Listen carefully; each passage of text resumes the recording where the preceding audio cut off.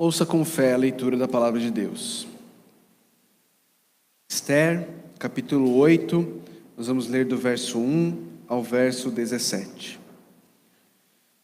Naquele mesmo dia, o rei Xerxes deu à rainha Esther todos os bens de Amã, o inimigo dos judeus, e Mardoqueu foi trazido à presença do rei, pois Esther lhe dissera que ele era seu parente. O rei tirou seu anel-selo, que havia tomado de Amã, e o deu a Mardoqueu, e Esther o nomeou administrador dos bens de Amã. Mas Esther tornou a implorar ao rei, chorando aos seus pés, que revogasse o plano maligno de Amã, o agagita, contra os judeus. Então o rei estendeu o cetro de ouro para Esther, e ela se levantou diante dele e disse: se for do agrado do rei, se posso contar com o seu favor, e se ele considerar justo, que se escreva uma ordem, revogando as cartas que Amã, filho do agagita Amedata, escreveu para que os judeus fossem exterminados em todas as províncias do império. Pois como suportarei ver a desgraça que cairá sobre o meu povo? Como suportarei a destruição da minha própria família? O rei Xerxes respondeu à rainha Esther e ao judeu Mardoqueu: mandei enforcar Amã e dei os seus bens a Esther, porque ele atentou contra os judeus. Escrevam agora outro decreto em nome do rei, em favor dos judeus, como melhor lhes parecer, e selem-no com o anel-selo do rei, pois nenhum documento escrito em nome do rei e selado com o seu anel pode ser revogado. Isso aconteceu no 23º dia do terceiro mês, o mês de Sivã. Os secretários do rei foram imediatamente convocados e escreveram todas as ordens de Mardoqueu aos judeus, aos sátrapas, aos governadores e aos nobres das 127 províncias que se estendiam da Índia até a Etiópia. Essas ordens foram redigidas na língua e na escrita de cada província e de cada povo, e também na língua e na escrita dos judeus. Mardoqueu escreveu em nome do rei Xerxes, selou as cartas com o anel-selo do rei e as enviou por meio de mensageiros montados em cavalos velozes, das estrebarias do próprio rei. O decreto do rei concedia aos judeus de cada cidade o direito de se reunirem e de se protegerem, de destruir, matar e aniquilar qualquer força armada de qualquer povo ou província que os ameaçasse, a eles, suas mulheres e seus filhos, e o direito de saquear os bens dos seus inimigos. O decreto entrou em vigor nas províncias do rei Xerxes, no 13º dia do 12º mês, o mês de Adar. Uma cópia do decreto foi publicada como lei em cada província e levada ao conhecimento do povo de cada nação, a fim de que naquele dia os judeus estivessem prontos para vingar-se dos seus inimigos. Os mensageiros, montando em cavalos das estrebarias do rei, saíram a galope por causa da ordem do rei. O decreto também foi publicado na cidadela de Suzã. Mardoqueu saiu da presença do rei usando vestes reais em azul e branco, uma grande coroa de ouro e um manto púrpura de linho fino. E a cidadela de Suzã exultava de alegria. Para os judeus foi uma ocasião de felicidade, alegria, júbilo e honra. Em cada província e em cada cidade, onde quer que chegasse o decreto do rei, havia alegria e júbilo entre os judeus, com banquetes e festas. Muitos que pertenciam a outros povos do reino tornaram-se judeus, porque o temor dos judeus tinha se apoderado deles. Vamos orar?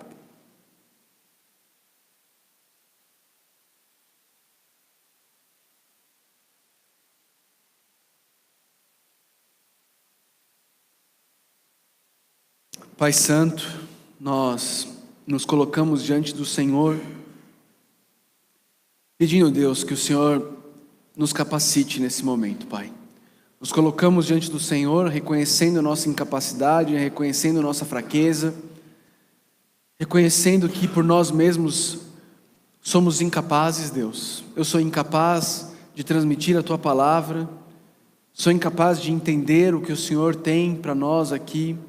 Meus irmãos, da mesma forma, em si mesmos são incapazes, mas nós cremos no Senhor, Deus.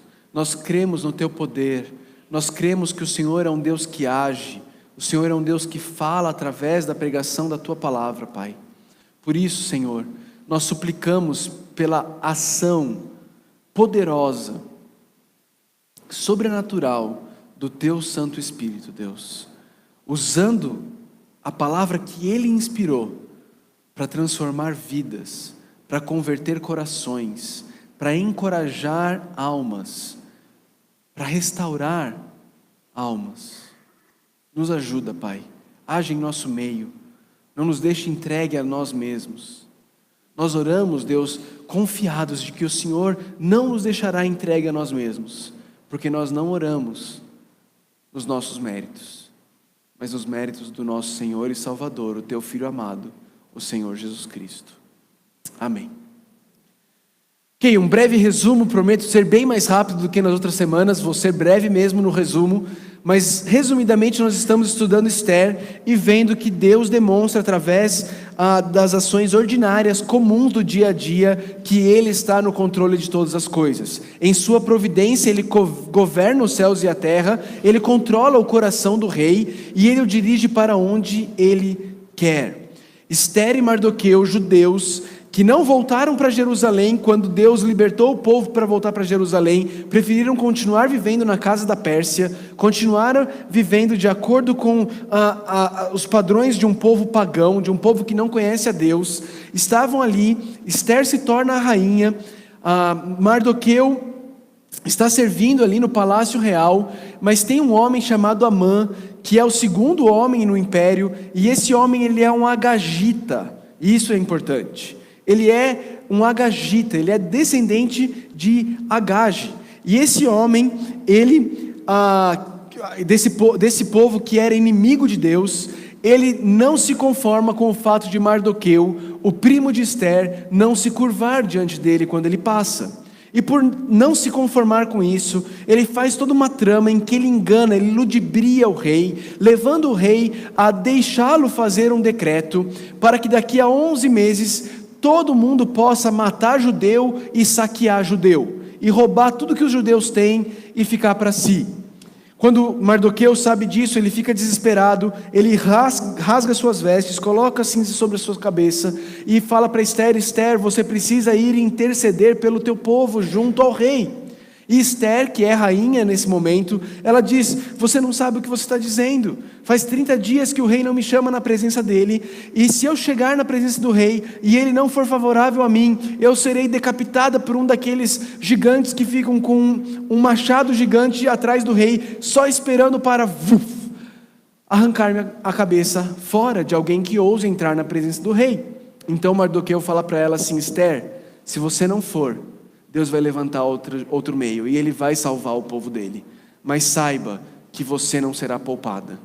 Esther então responde para Mardoqueu e diz: jejue comigo, peça para todos os judeus jejuarem comigo, eu vou jejuar, as minhas servas vão jejuar, então eu irei à presença do rei. E ela vai, o rei a atende, ela planeja, ela é prudente, ela consegue chamar o rei e Amã, o inimigo do povo judeu, para estar num banquete no palácio. Eles vão ao banquete, o rei fala: pede o que você quiser, eu vou te dar ainda que seja metade do reino. Esther fala: então volta amanhã para um outro banquete junto com Amã, e ele volta amanhã, mas nesse meio termo entre um banquete e outro, Amã está cheio de si. Amã, cheio de orgulho, ele vai para casa e ele diz: eu sou a única pessoa do reino que esteve num banquete com o rei e com a rainha hoje, que vai estar de novo com eles amanhã. Mas tem um cara que tira o meu sossego. Esse tal de Mardoqueu, ele não se prostra diante de mim, eu não suporto ele. A esposa e os amigos de Amã falam: constrói uma forca de 22 metros de altura e pede para o rei para você enforcar Mardoqueu ali. E ele fala: é isso, óbvio, porque eu não pensei nisso antes. Passa a madrugada construindo a forca, só que naquela madrugada o rei teve insônia. Ele teve insônia e pediu para trazer o diário oficial da União, para que ele pudesse lê-lo. E quando eles trazem, abre justamente no dia em que 5 anos atrás Mardoqueu tinha contado para o rei que pessoas tinham tramado contra a vida dele. Aquele plano tinha sido descoberto, aquelas 2 pessoas tinham sido mortas, mas o rei pergunta: o que foi feito para honrar esse homem que descobriu o plano? E os oficiais dizem: nada, nada foi feito. Nesse momento chega Amã, e o rei então vira para Amã, chega Amã para pedir para o rei para enforcar Mardoqueu.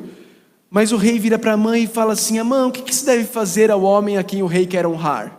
E Mardoqueu, cheio de si, pensa: ora, a quem estaria se referindo o rei, senão a mim? Quem seria esse a quem o rei quer honrar? Sou eu.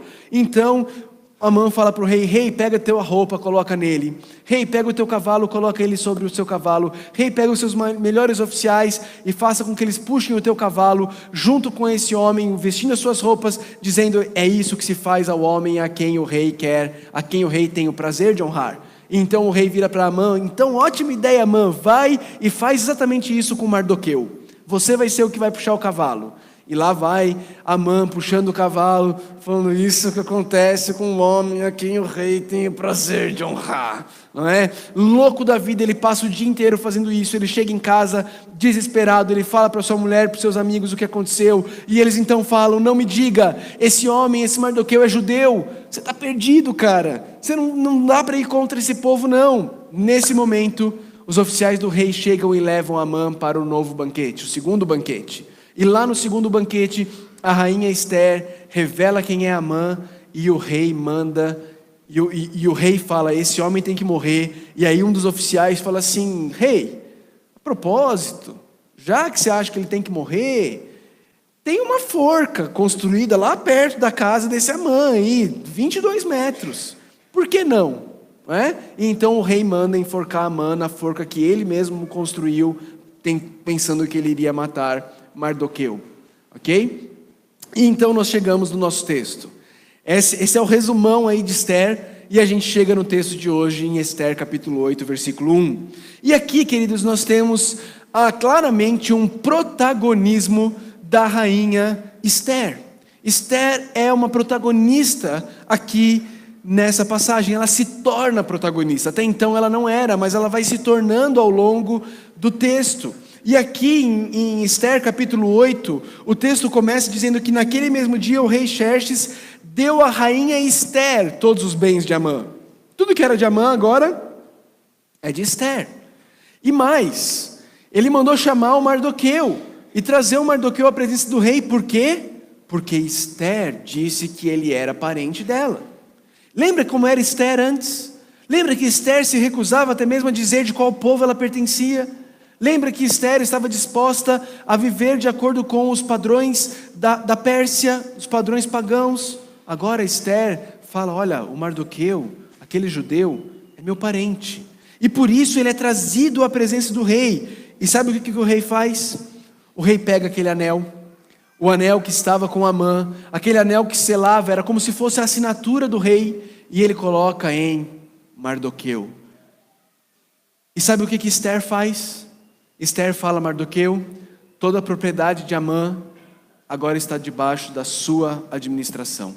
Você vai administrar tudo o que Amã tem. E você se lembra que provavelmente isso era muita coisa, porque você lembra o que ele falou para o rei quando ele tentou convencer o rei a escravizar, destruir o povo judeu? Ele disse: olha, eu vou colocar 350 toneladas de prata na tesouraria real, mais ou menos 5 milhões de dólares e meio. Isso é só uma parte do que Amã possuía. Mas o que me chama a atenção aqui, queridos, é esse altruísmo de Ester. É Ester empoderando Mardoqueu. É Ester falando para o rei: rei, Mardoqueu é meu parente. Isso faz com que o rei traga Mardoqueu, coloque o anel nele. É Ester falando: olha, tudo bem, o rei deu a propriedade de Amã para mim, mas Mardoqueu, administre, fica aos seus cuidados, cuide disso, como se eu estivesse cuidando, cuide por mim, fica com você. Ester, diante de toda essa situação, ela não se ensoberbece, ela não vira as costas para o seu parente, ela não vira as costas para Mardoqueu, ela, pelo contrário, ela empodera Mardoqueu para o bem do povo de Deus. Ela revela que ele é parente dela e ela coloca debaixo dos cuidados dele toda a propriedade de Amã. Mas continua, E aqui tem algo muito importante. No verso 3, nós vemos que, queridos, antes da gente volta. Esther podia ter parado aqui, não podia? Pensa bem, pensa comigo. O rei foi favorável com ela, o rei matou Amã, o rei deu toda a propriedade de Amã para ela, o rei colocou o anel no dedo do primo dela. Ela está tranquila agora. Tudo que ela precisa, ela está sã e salva. Ninguém vai ousar entrar dentro do palácio real para matar Esther ou para matar Mardoqueu. Ela está a salvo. Ela poderia ter terminado aqui, falado assim: Mardoqueu, seguinte, vamos mexer com essas coisas não, Mardoqueu. Deixa o decreto do rei para lá, a gente já livrou nossa pele, a gente já resolveu o nosso problema. Para que nós vamos tentar de novo? Para que nós vamos nos arriscar de novo? Mas, o texto continua e diz: mas Esther tornou a implorar ao rei. Você se lembra? Ela não tinha autorização para entrar na presença do rei. Cada tentativa, o rei poderia mandar matar. Mas Esther não estava satisfeita em livrar a cabeça dela. Esther entendia que Deus a havia colocado numa posição, que Deus a havia dado a ela um momento na história e uma posição na história, não para ela usar os recursos que ela tinha, a posição e o dinheiro, para o bem dela, mas para usar para o bem do povo de Deus e para a glória de Deus. Por isso Esther, mais uma vez, ela se arrisca. O texto diz que Esther tornou a implorar, e dessa vez ela implorou ao rei, chorando aos seus pés. Ela agora parece estar muito mais emocionada do que na primeira vez quando ela foi implorar ao rei. Ela agora está chorando aos pés do rei, pedindo a ele que revogue o plano. E aqui eu fiz questão de grifar, porque a Bíblia vai relatar 2 vezes, nesse texto aqui, destacar 2 vezes, que Amã é um agagita. Por que isso é importante, queridos? Isso é importante porque revela o porquê de tudo isso que está acontecendo.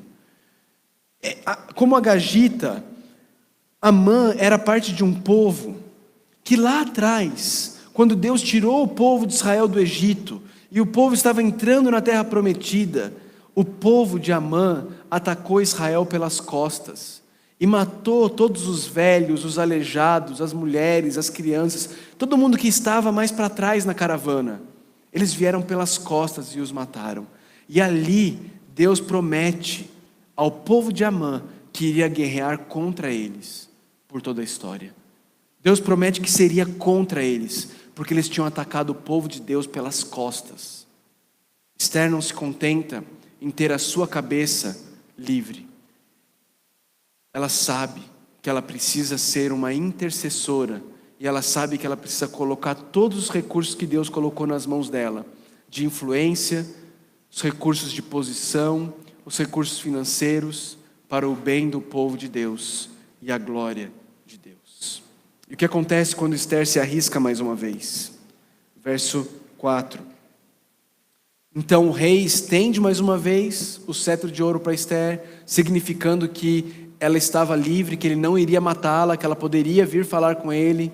E então ela se levanta diante do rei e ela então diz: Rei, se for do teu agrado, se posso contar com o seu favor, se o Senhor considera justo, que se escreva então uma ordem, revogando as cartas que Amã, e olha aí de novo, o filho do agagita, Amedata, escreveu para que os judeus fossem exterminados em todo o império. Pois rei, como suportarei ver a desgraça que cairá sobre o meu povo?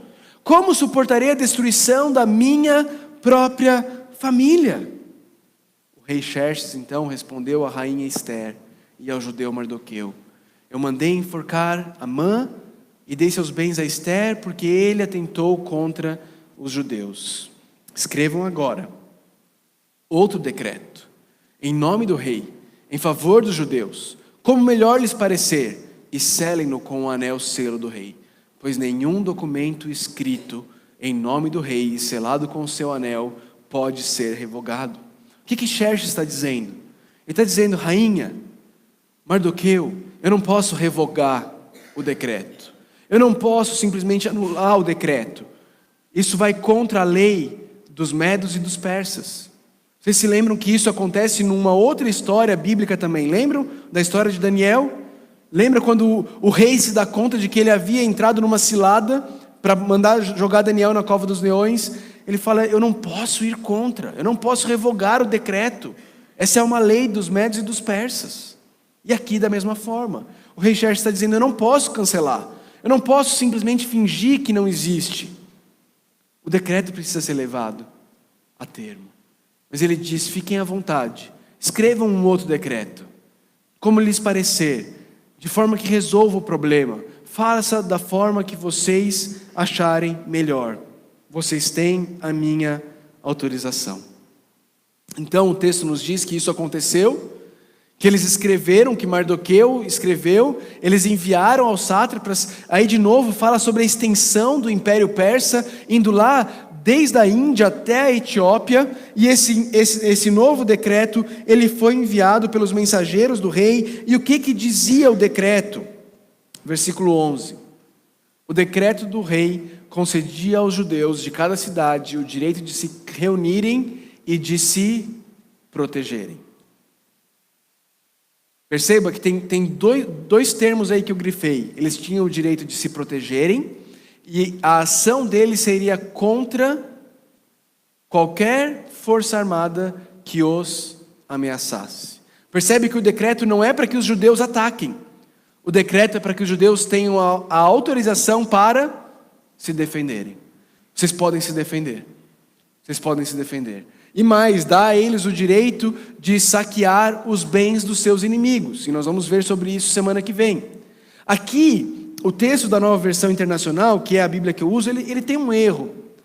Ele diz assim, olha: força armada de qualquer povo ou província que os ameaçasse, a eles, suas mulheres e seus filhos. Dá a entender que está falando: olha, se alguém ameaçar vocês, se alguém ameaçar suas mulheres ou ameaçar seus filhos. Não é isso que dá a entender? Mas não é isso que o texto está dizendo. O texto está dizendo que eles poderiam se proteger de destruir, matar e aniquilar qualquer força armada, as mulheres e os filhos de quem os ameaçasse. É isso que o texto de fato está dizendo. Que eles podem se defender e atacar as forças armadas, as mulheres e os filhos de quem os ameaçasse. Ok? Esse é o decreto. Esse é o decreto que agora vai ser espalhado por todo o Império Persa. Por todo o Império Persa. E como diz aí o verso 12, o decreto entrou em vigor naquele dia, naquele mesmo dia em que entraria em vigor o decreto de Amã.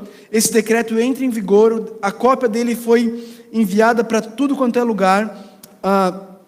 Os mensageiros levaram com o cavalo do rei, saíram a galope, e então, de novo aqui, um relato sobre Mardoqueu. Mardoqueu saiu da presença do rei, usando vestes reais em azul e branco, uma grande coroa de ouro e um manto púrpura de linho fino.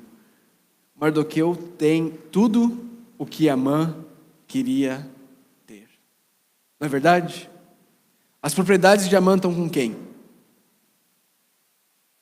Esther colocou sob o cuidado de quem? Mardoqueu. Você lembra que Amã tinha o anel do rei? Nós já vimos que o anel do rei agora está com Mardoqueu. Quando o rei pergunta para Amã: Amã, o que eu devo fazer com o homem que eu devo honrar? Coloca vestes reais, vestes do rei nele. Mardoqueu saiu da presença do rei usando vestes reais. Nós vimos algumas semanas atrás que basicamente o que Amã queria era ser o próprio rei. Mardoqueu sai de lá vestido com roupa real, com o anel do rei no dedo e uma coroa de ouro na cabeça. Você percebe como o autor de Esther, de novo, ele está nos mostrando as peripécias de Deus, as ironias do texto. Tudo o que Amã queria, quem recebeu sem buscar foi Mardoqueu. E sabe o que me chama a atenção nesse versículo de número 15? É como ele termina. Porque agora a cidadela de Suzã, ela está exultando de alegria. Mas teve um outro momento em que o autor descreveu como estava a cidadela de Suzã. Você se lembra? Olha para o capítulo 3, versículo 13. Quando Amã faz as cartas e manda as cartas por todo o império, inclusive pela cidadela de Suzã, Amã e o rei se sentam para beber. Olha o versículo 3:15, desculpa. 3:15. Por ordem do rei, as mensagens saíram às pressas, o decreto foi publicado na cidadela de Suzã. O rei e Amã se sentaram para beber, mas a cidadela de Suzã estava em confusão. Agora a cidadela de Suzã está como? Está em festa. Está em festa. Versículo 16 do capítulo 8 diz que para os judeus foi uma ocasião de felicidade, alegria, júbilo e honra. É assim que o povo de Deus se sente quando ele percebe Deus agindo em seu favor, quando ele entende a ação de Deus para lhe salvar. É assim quando um governante governa com justiça. Quando um governante governa com justiça, a cidade se alegra. Quando um governante governa ouvindo os ímpios, a cidade se encontra em grande confusão.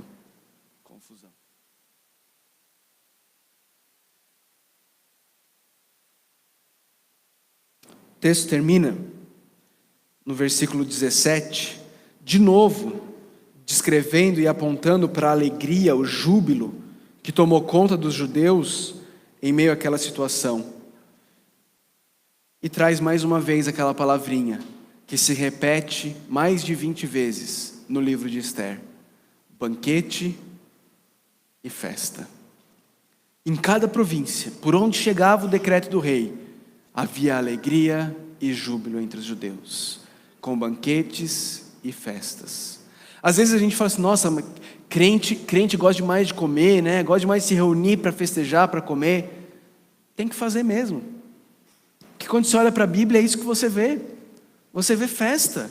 Você vê que quando o povo de Deus entende quem é Deus, o que Deus fez por ele, o resultado disso é festa, é alegria, é júbilo.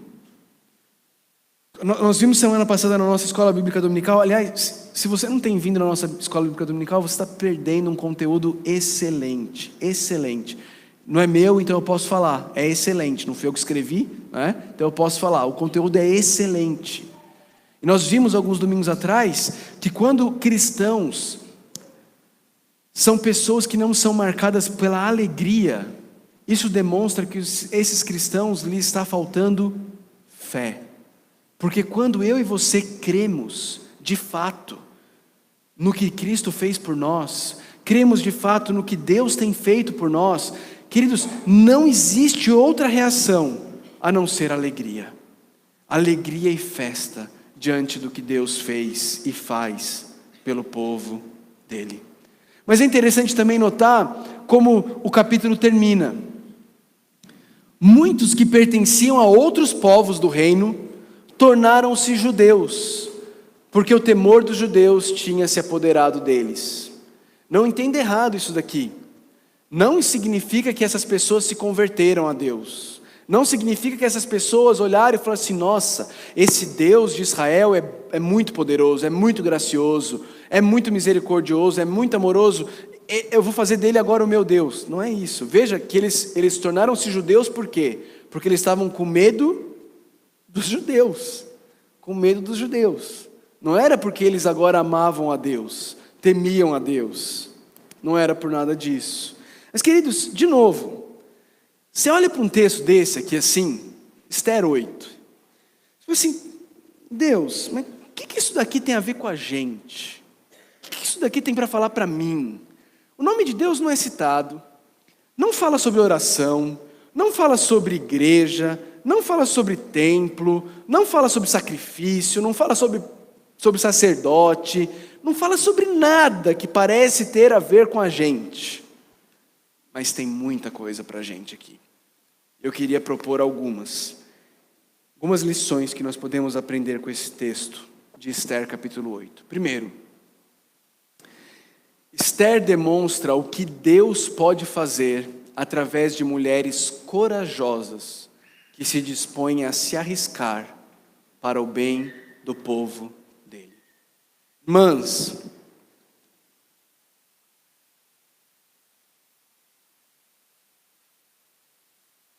essa igreja aqui, já teria fechado as portas, se não fossem as mulheres corajosas que aqui existem. Vocês são fundamentais na obra de Deus. Deus quer usá-las. Deus tem alegria em usá-las.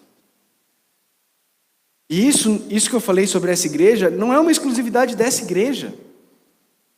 Ao longo da história, ao longo dos séculos, Deus tem usado poderosamente mulheres que se dispõem nas mãos dele de forma corajosa. Mulheres que vencem o medo do fracasso. Mulheres que vencem o medo do não, mas e se não der certo? Porque, pare e pense comigo, esse medo podia ter paralisado Esther, não podia? Na verdade, quase paralisou. Ela fala para Mardoqueu, não, eu não posso, porque o rei não me chamou já faz 30 dias. E se o rei decidir me matar? Ela poderia ter ficado paralisada. Mas por pura graça de Deus, agindo na vida dela, ela venceu o medo. Ela se dispôs corajosamente nas mãos de Deus. E o resto da história demonstra o que Deus pode fazer através de mulheres corajosas que se dispõem a se arriscar para o bem do povo dele. E isso significa a maneira como você influencia os seus filhos na sua casa. Isso significa a maneira como você se expõe no trabalho, servindo a Ele com alegria e com ousadia. Isso significa a maneira como você pode influenciar o seu marido. Isso significa a maneira como você pode servir aqui na igreja, como você pode servir na cidade, a nossa cidade. Deus quer usar você, mulher. Você que teme a Ele e que crê que Ele é digno de ser servido. Deus quer te usar. Esther é um testemunho disso, de Deus usando uma mulher que por muito pouco não se acovardou, que por muito pouco não deixou que o fato de ser moldada pela cultura da época a impedisse de se dispor nas mãos de Deus. Ela não tinha nenhuma garantia, ela não tinha nenhuma certeza, ela simplesmente sabia: Deus quer me usar. Eu vou jejuar e eu vou me preparar, eu vou me planejar, eu vou ser prudente, mas eu vou agir. Esther demonstra isso, queridas. Esther demonstra o que Deus pode fazer através de mulheres corajosas que se dispõem a se arriscar para o bem do povo dele. Além disso, esse texto aqui também nos ensina que a vida do povo de Deus não é cada um por si, mas sim um por todos e todos por um. Talvez você já ouviu essa frase em algum lugar. Eu acho que não, acho que fui eu que inventei. Já ouviu essa frase? Um por todos e todos por um. Como eu disse, Esther e Mardoqueu, eles estavam com a vida ganha, com a vida feita. E Mardoqueu com o anel do rei, Esther agora com as benesses do rei, o rei a amando, o rei matou o seu principal conselheiro porque ela pediu. Toda a propriedade, as posses de Amã agora está com eles. Eles poderiam simplesmente ter falado: e eu? Não, me arriscar tudo que eu ganhei? Não, seria até tolice, seria má administração. A gente faz isso.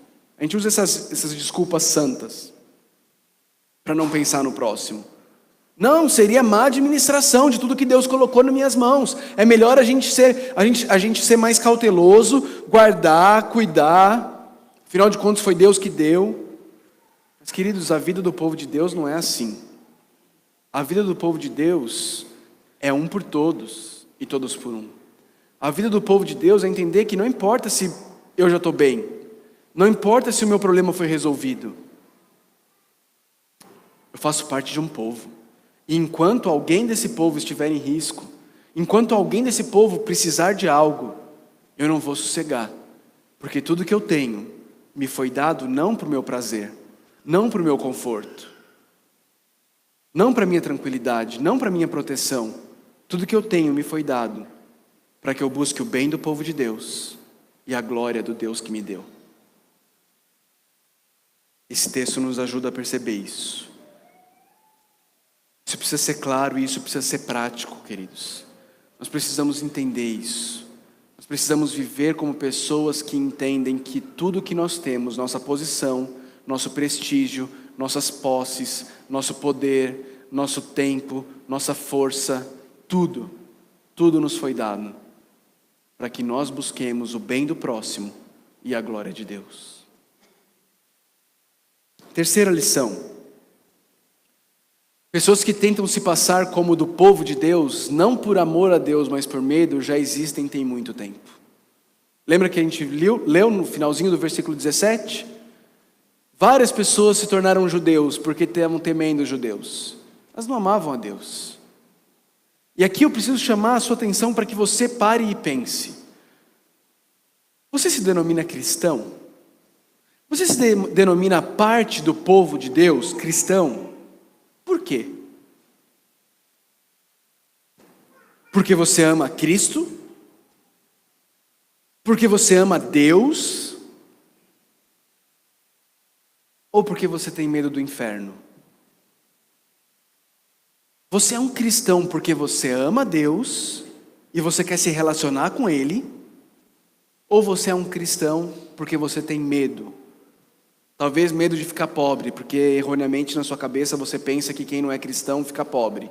Deus não abençoa financeiramente. Ou talvez você tenha medo do inferno.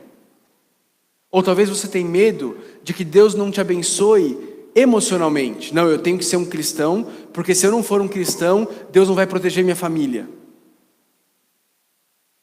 Qualquer uma dessas opções revelam que você se tornou ou se autoproclamou cristão pelo motivo errado. Isso já acontecia lá atrás. 500 anos antes de Cristo, já existiam pessoas se autoproclamando parte do povo de Deus, sem nunca ter conhecido o Deus do povo. Qual é a sua situação? Por que você se proclama cristão? Porque você crê e ama o Deus dos cristãos? Ou porque você tem medo de perder algo? No caso desse pessoal, eles tinham medo de perder a vida deles, as posses deles. Eles tinham medo que os judeus os atacassem. Então eles, não, olha, eu sou judeu. Você se autoproclamou cristão porque você ama o Deus do cristianismo? Você ama Jesus Cristo? Ou você ama alguma outra coisa que você tem medo de perder se você não for um cristão? Você ama a sua segurança financeira? Você ama a sua segurança familiar? Você ama o seu destino eterno? E por medo de perder essas coisas, que na verdade são o seu Deus, você se autoproclamou cristão.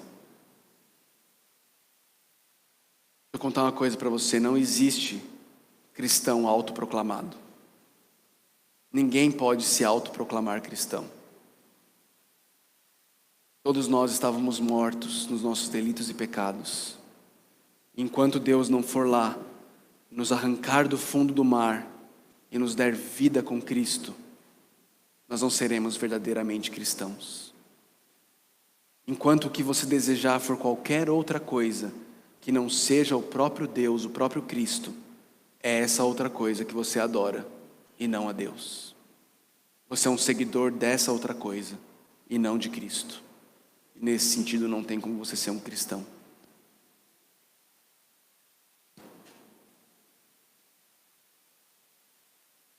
Próximo.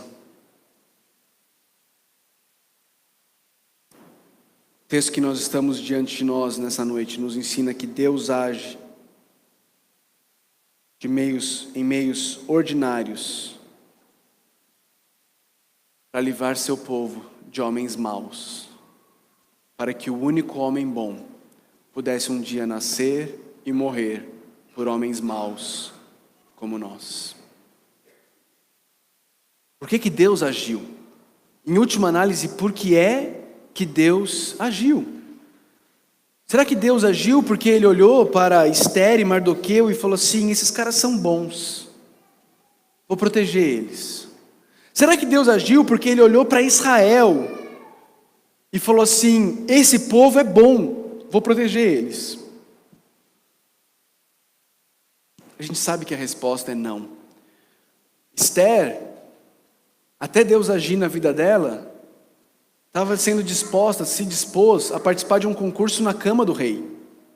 Mardoqueu estava disposto a levar a prima dele para participar do concurso.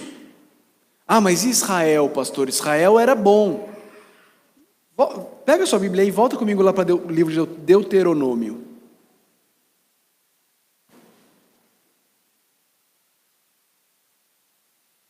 Um livrinho meio desprezado, não é? Você começa a ler a Bíblia e tal, você não aguenta passar por Levítico, Números, aí se você aguentou, quando chega em Deuteronômio, você fala assim: mas já li isso, está repetindo. Né? Deuteronômio capítulo 9. Olha o que Deus tem a falar sobre Israel, sobre a justiça de Israel, sobre como Israel era bom. Olha aí, Deuteronômio 9, a partir do versículo 4, olha o que diz.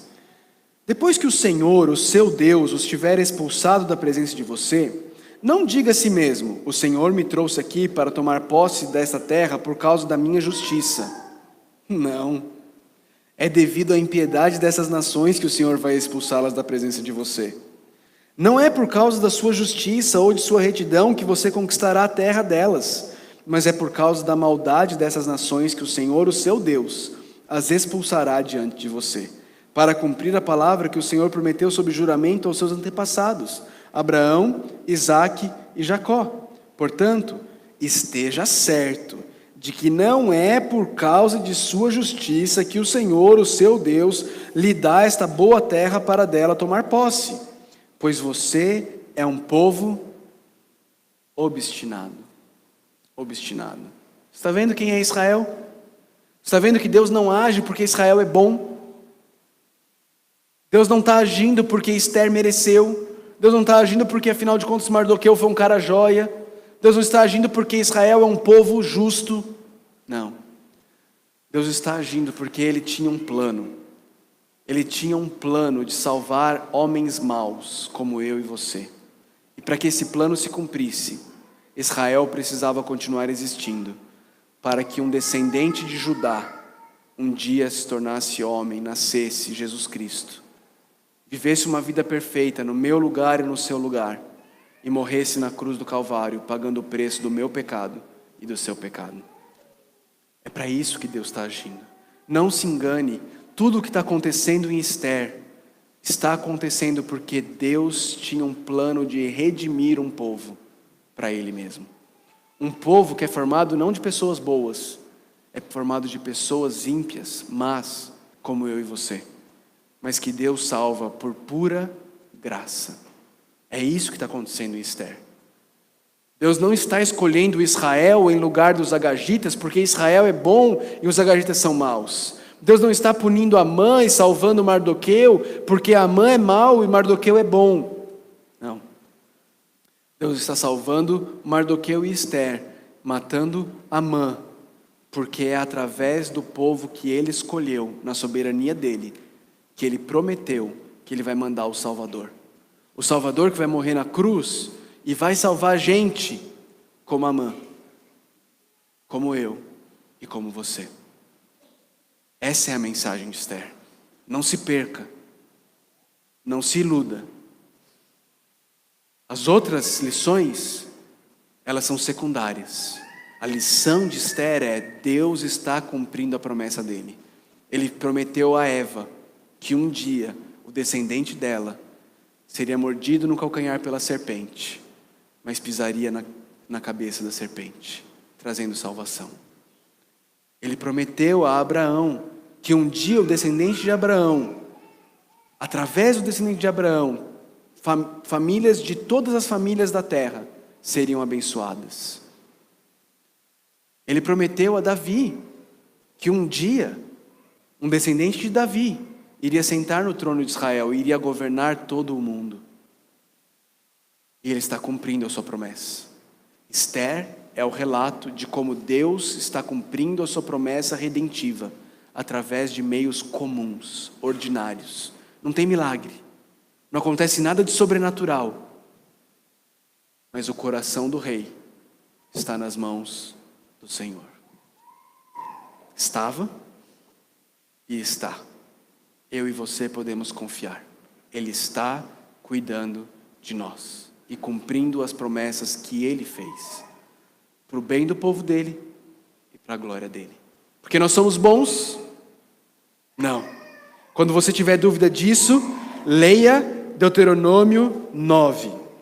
Leia Deuteronômio 9 e termine o versículo 6, ouvindo Deus dizendo para você: pois você é um povo obstinado. Está falando de mim? Está falando de você. Mas Ele nos salvou por pura graça dEle. Você já conhece essa graça? Já experimentou dessa graça? Já foi transformado pela misericórdia e pela graça desse Deus? Ou você continua se proclamando cristão, como a imensa maioria do nosso Brasil? Porque você tem medo de ir para o inferno, ou porque você acha que você vai ser abençoado materialmente, ou porque você acha que a sua família vai ser protegida, ou porque você acha que Deus vai te favorecer de alguma forma, sua vida vai ser mais fácil. Nada disso é verdade. Mas o chamado de Deus para mim e para você continua verdade. Se arrependa, creia em Jesus, e Ele graciosa e misericordiosamente vai te salvar e vai te adotar como filho dEle. Você vai poder desfrutar de um relacionamento pessoal com esse Criador, com esse Salvador maravilhoso. Vamos orar. Senhor Deus, te louvamos, Pai. Te louvamos pela Tua maravilhosa graça. Te louvamos porque o Senhor misericordiosamente age por meios ordinários para nos salvar, Deus. O Senhor nos coloca em situações, em posições que a gente nem imagina como a gente chegou lá. Mas a gente sabe que foi o Senhor agindo. E que seja lá onde o Senhor nos colocou para que nós usemos tudo que o Senhor nos deu para o bem do próximo e para a glória do Senhor. Nos ajuda, Deus, nos ajuda. Nós precisamos do Senhor. Abra os nossos olhos, Deus. Abra os nossos olhos.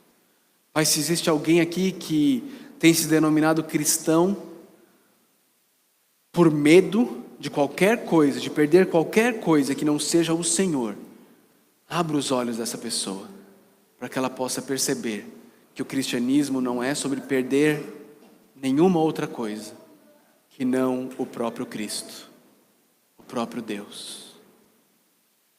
Que o Senhor é tudo que nós precisamos, Deus. Nós te amamos, Pai. Nós te amamos. Oramos em nome de Jesus. Amém.